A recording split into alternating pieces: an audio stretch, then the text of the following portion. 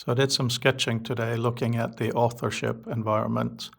And first I looked at the elements in the document, the card, the thesis, data, and references, where the card is the entry point, and then you have the thesis as the main information, and references and data as well. Could be laid out in squares, rectangles like this.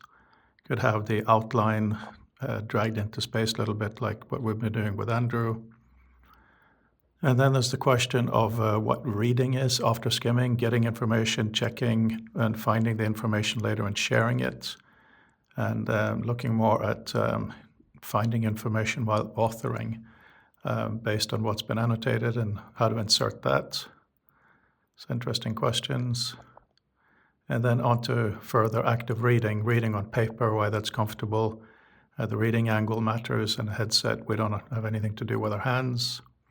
And the act of authorship is to, even for a single article, is to deal with a lot of information.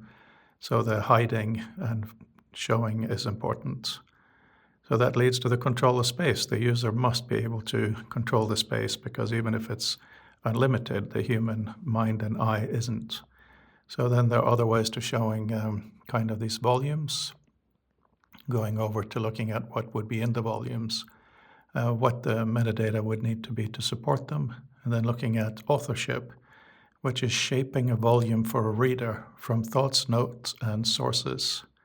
So that then goes on to the space to find, the space to shape, and the space to write, which I found very useful. Writing is totally fine in XR, basic typing. There's also a need for a library view of getting information, and then an editing room, which is probably where most of the authorship will actually happen.